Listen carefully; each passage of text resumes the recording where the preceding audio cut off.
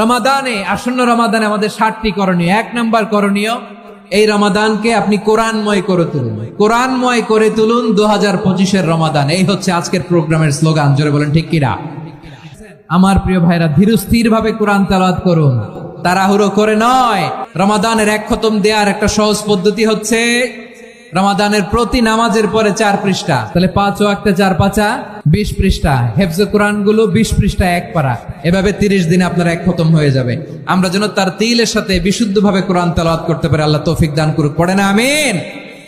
2 number করণীয়, ধীরস্থির ভাবে তারাবির সালাত গুলো যেন আমরা আদায় করি।